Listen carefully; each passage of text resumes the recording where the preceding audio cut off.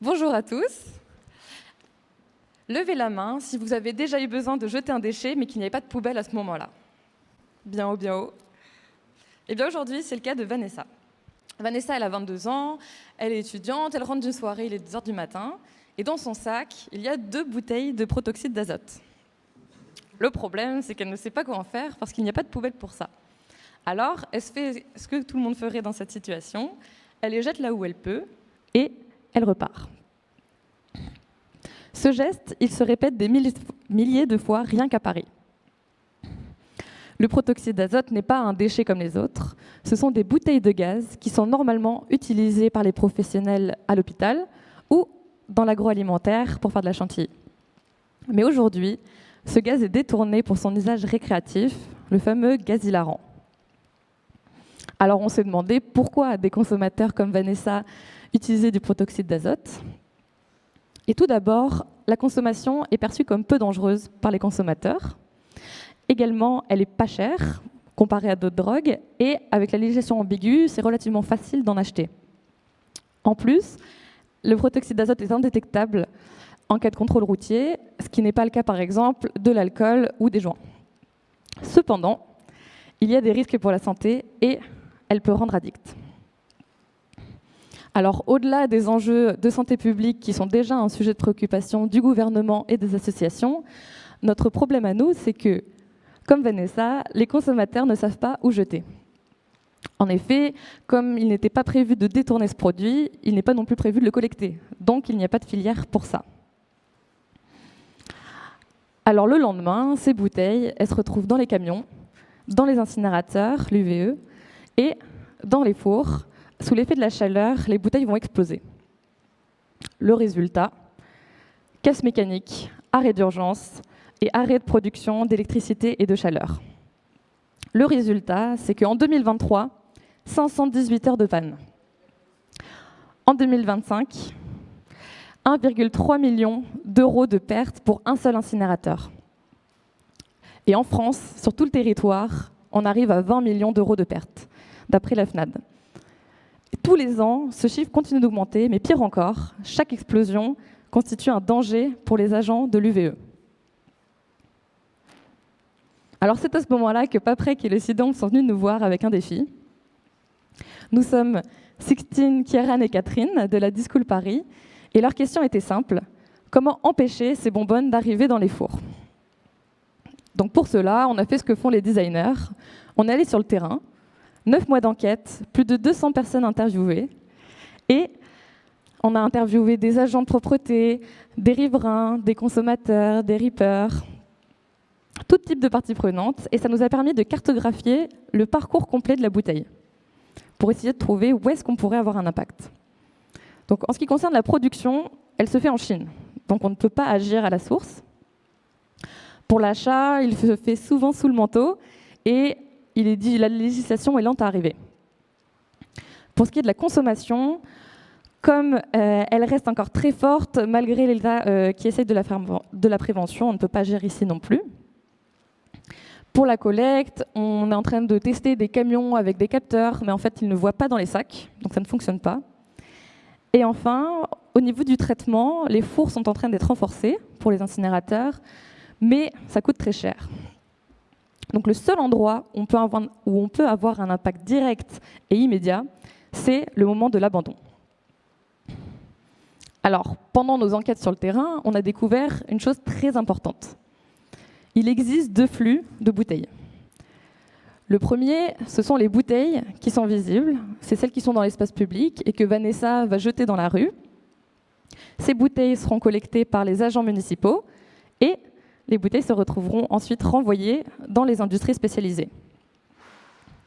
Le deuxième flux, c'est le flux plus invisible. C'est celui des ordures ménagères, c'est celui que Sam, avec ses amis, va consommer chez lui et ensuite va jeter dans sa propre poubelle. Le lendemain, ce sont exactement ces bouteilles qui arrivent dans les incinérateurs. Alors, pendant nos interviews, nous avons rencontré des consommateurs et on a découvert qu'ils ne savaient pas où jeter. Donc on a cherché, On a cherché nous-mêmes.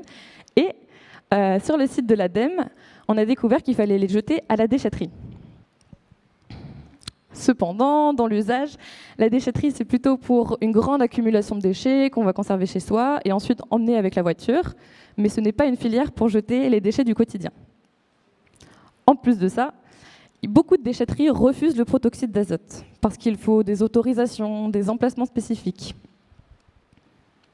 Donc dans ce cas-là, quand on a une déchetterie qui refuse le protoxyde d'azote, il n'y a pas de solution pour les habitants de la zone.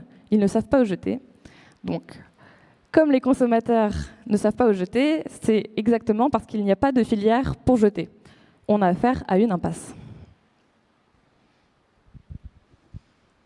Quand on a rencontré les consommateurs, on s'est vite rendu compte que la consommation était très mal vue, voire stigmatisée. En effet, pour les consommateurs comme Sam, quelque part, ils ont un petit peu honte. Ils ont peur d'être critiqués et souvent se cachent. Du coup, pour des consommateurs comme Sam, ils ont besoin d'anonymat pour se sentir en confiance pour jeter leurs bouteilles. De plus, en accumulant des bouteilles, on s'est vite rendu compte que ça devenait très lourd. En effet, une bouteille de 1 litre pèse 1 kg, alors qu'une bouteille de 3 litres de bouteille de protoxyde d'azote en pèse 4. Ainsi, comme nous le confirme Théo, les consommateurs ont besoin de quelque chose qui ne soit pas trop loin de chez eux. Ils ont besoin d'une solution de proximité. Sur cette base, on a imaginé un point d'apport volontaire, comme les bacs de verre, mais pour les bouteilles de protoxyde d'azote. Et on a testé cette solution à petite échelle dans une des communes. Et on était surpris, ça a fonctionné. Donc on est en cours de démarche pour développer cette solution à plus grande échelle dans des villes partenaires poussées par Paprec. Mais on a encore un petit souci. Entre nous, on s'est tous retrouvés avec un pot de verre qui traînait pendant plusieurs semaines par flemme d'aller au bac de verre. Et au final, on finit par le jeter dans la poubelle. Pour les consommateurs, c'est un petit peu la même chose. Par manque de motivation et par facilité du geste, la poubelle semble la solution la plus évidente.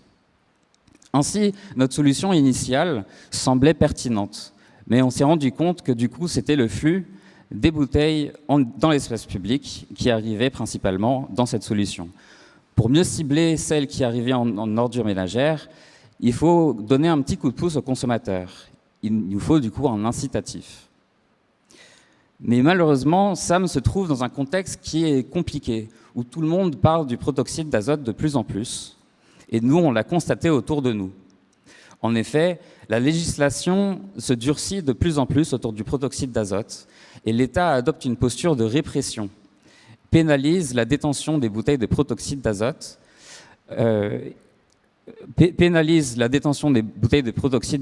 et la multiplication des arrêtés préfectoraux ferme la porte à la collecte libre et limite le champ d'action possible sur le terrain.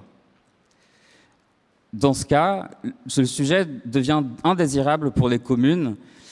Ce sujet devient indésirable pour les communes, du coup, qui refusent de s'engager sur ce problème, qu'ils considèrent comme ne pas étant prioritaire pour les populations. Ainsi, on se retrouve à devoir développer une solution qui soit à la fois désirable pour les utilisateurs, faisable pour les acteurs qui sont impliqués, mais tout ça dans un contexte qui est compliqué, contraint et en constante évolution.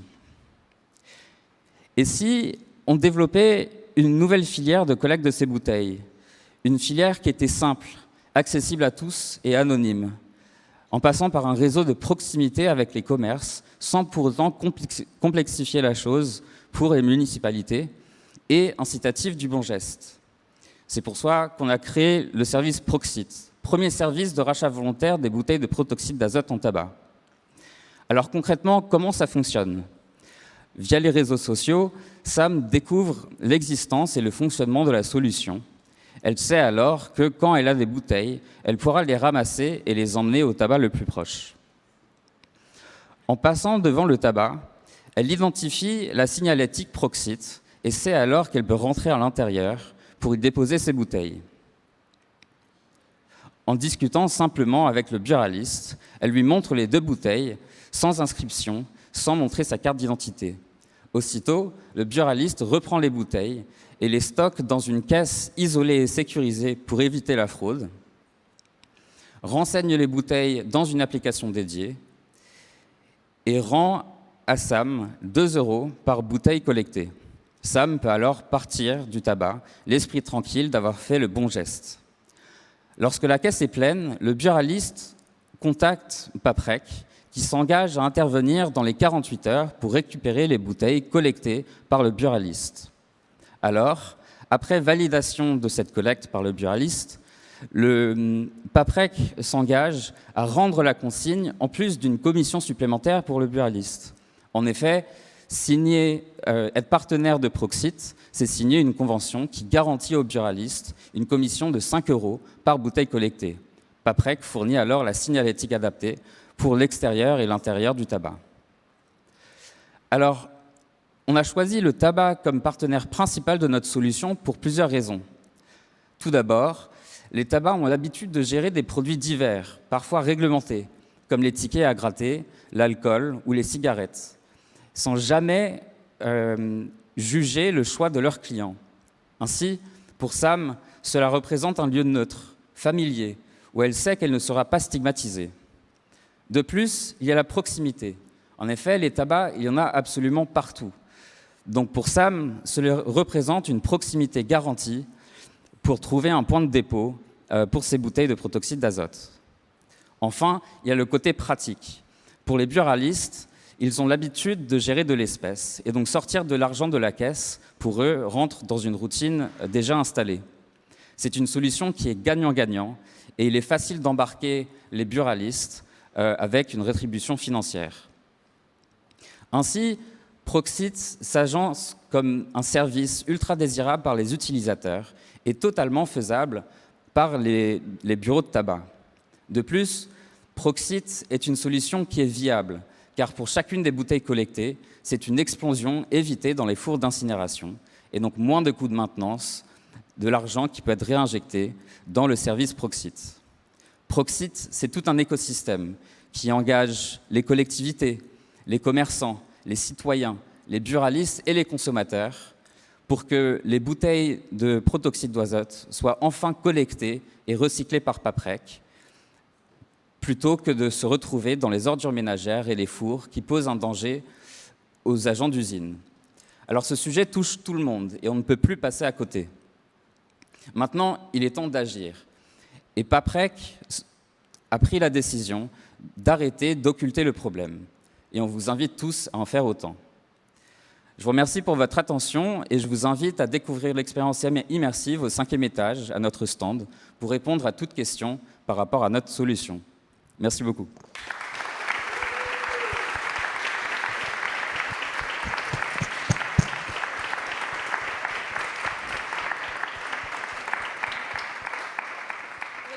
Merci beaucoup. Je vais reprendre le clicker. Merci beaucoup et effectivement, leur stand est disponible au 5e étage pour toute la journée jusqu'à 15h30. Donc vous aurez le temps d'y faire un tour. Merci à vous. Et je vais maintenant appeler Pierre-Alain ainsi que son équipe pour venir nous parler de ce projet. Ils sont venus tous les trois pour nous faire un petit retour d'expérience de ce projet qu'ils ont pu vivre avec les étudiants. Merci d'être là. Bonjour à tous. Pierre-Alain, en charge des sujets d'innovation pour le groupe Paprec, pour les métiers de collecte. On va se présenter tous les trois. Bonjour, Valérie Blanconnier, je suis directrice générale du SIDOMP. C'est un syndicat de traitement des déchets à Thiverval-Grignon dans le 78, pour lequel Paprec exploite notre unité de valorisation. Et donc Jean-Sébastien Jamet, j'exploite l'usine d'incinération pour le SIDOMP. C'est le super bâtiment qu'on a vu en photo. Alors déjà, pour commencer, je commence par vous féliciter pour la présentation très claire. Et puis, vous remercier aussi pour l'accompagnement tout au long de cette année et tout au long de ce programme ME310. Bravo. Moi, ce que je voudrais vous partager, c'est notre point de vue de professionnel de la gestion des déchets qui se retrouve un peu comme Sam qui ne sait pas quoi faire de son déchet. Nous, on est pareil. On a des déchets qui nous arrivent, qu'on ne voyait pas arriver il y a 5 ans, qui sont là de plus en plus nombreux, qui sont dangereux pour nos installations, qui nous font des coupures, enfin Jean-Sébastien pourra en parler plus en détail, qui nous empêchent de faire notre métier de traitement de déchets ou de recyclage de déchets. Et avec ça, quelle réponse apporter? Comment s'organiser? Comment faire face à ce phénomène nouveau? Et on avoue qu'en tant que professionnel du déchet, on a l'habitude sur des flux bien établis. Il y a des cadres de loi, tout ça répond à des règles. Mais là, il faut qu'on soit un peu imaginatif. Et il a fallu, en première étape, que l'on comprenne. Et ça, pour ça, vous nous avez bien aidé en nous expliquant qui sont les consommateurs, d'où viennent ces produits, pourquoi, quand, comment, combien. Et ça, cette étape-là, nous, on savait pas on n'avait pas cette approche-là. Donc, vous nous avez permis de mieux comprendre ce flux-là. Et c'est la première étape pour, évidemment, apporter une réponse adaptée. Après, deuxième point, après la compréhension, c'est l'expérimentation. Et il y a des idées reçues que l'on pouvait avoir, que vous avez su nous retirer. Vous avez démontré que dans certains cas, on avait une approche qui n'était pas forcément celle qui pouvait être la bonne réponse. Et la démarche a été valorisante pour ça. Et puis, troisième point, une fois qu'on a concilié toutes vos observations, vos recommandations, avec les contraintes et le cadre réglementaire qui s'impose à la gestion des déchets, vous nous avez conçu une solution clé en main. Et puis, vous avez été jusqu'à la présenter à des communes, à des acteurs, pour qu'elle soit implémentable. Et aujourd'hui, on arrive à un produit un service dont on va se servir, qu'on va expérimenter. Et on a des communes là qui sont en train on attend l'accord d'un jour à l'autre, mais on a des communes qui sont partantes et qui ont trouvé une vraie réponse avec la solution que vous proposez. Donc cette troisième étape, hyper importante également. Donc en tant qu'entreprise, quand on est appuyé par une équipe comme vous, on peut venir avec des solutions. Et ces solutions-là, on n'est pas les seuls à les rechercher. Et c'est toute la profession de la gestion des déchets, c'est toutes les communes qui sont impactées par ce phénomène-là. Et je pense que ce qu'on va tester là va vraiment être regardé. Et comme on a pu le dire ensemble, cette expérience va être regardée par la Fédération des professionnels du déchet pour essayer de comprendre un peu les effets, observer les résultats, ça reste à faire, et voir pour le proposer à d'autres territoires. Voilà, donc c'est un projet qui n'est pas juste une étude comme ça et qui va rester dans un placard, c'est vraiment quelque chose qui va être mis en œuvre, qui va être concret et qui nous aide à apporter une bonne réponse face à ces problématiques-là. Voilà, maintenant, on sait qu'on est sur un terrain pas explosif, mais en tout cas sur un terrain assez délicat, puisqu'on est aux limites du légal, illégal, de la réglementation, le côté répressif. Il y a beaucoup d'évolution du contexte. Donc on va devoir continuer à ajuster. Mais on a besoin de montrer qu'on a des solutions applicables et puis de les proposer, d'être force de proposition pour les communes et puis pour ne plus subir ce produit comme un problème.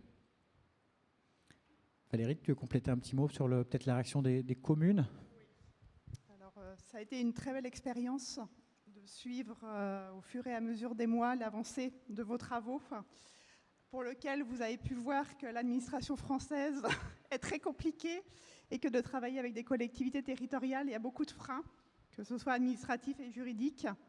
Donc là, j'espère qu'on touche le bon bout avec une collectivité qui a accepté de mettre en place provisoirement pour le test ses points d'apport volontaires sur son territoire, et en espérant que ça fasse beaucoup de petits par la suite et qu'il y ait une évolution sur le territoire national pour essayer de capter ces bouteilles. Le but est que ces bouteilles disparaissent totalement du territoire, qu'il n'y en ait plus en circulation. Mais bon, avant que ça se fasse, je pense qu'il y aura un petit bout de chemin qui sera fait, notamment grâce à votre solution, je l'espère.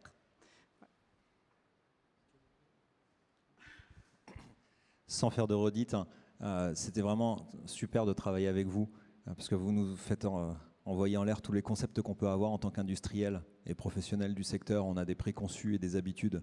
Nous, on travaille toujours comme ça, en général, de manière processée. C'est très difficile de se remettre en question quand on est un industriel. Et travailler avec des équipes comme vous, c'est vraiment exceptionnel, puisque ça ouvre complètement le champ des possibles.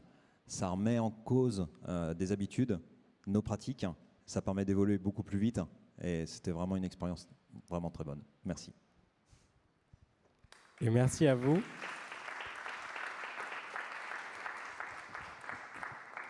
Merci de nous avoir accompagnés pour tout ce projet, puisqu'il y a eu vraiment beaucoup d'accompagnement, puisqu'il y avait effectivement beaucoup de difficultés.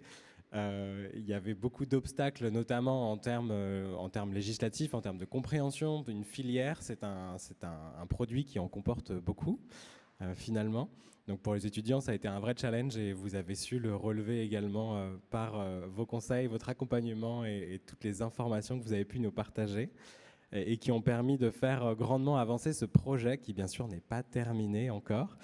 Mais effectivement, la solution prend forme et il nous faut bientôt implémenter. Allez, s'il me reste 30 secondes, Bien sûr. juste pour raconter une anecdote. Les étudiants, ils essaient vite, ils concluent vite, et hop, ils itèrent comme ça. Ils nous font une présentation devant des élus, en disant on va tester, on va faire ça, on va mettre ça en place dans une ville. Et les élus leur disent, attendez, là il y a les élections. Ça va changer d'interlocuteur. Donc je ne veux pas prendre la décision pour mon successeur. OK ? Après, les communes élisent, il faut qu'elles élisent leurs délégués pour l'intercommunalité. Qui choisira ces délégués pour le syndicat de gestion des déchets? Après, on verra pour trouver des candidats. Après, il nous faudra l'avis du maire. Et puis après, on essaiera d'implémenter. Et là, je vois Sixtine qui dit « Ah ouais, vous n'êtes pas une start-up ».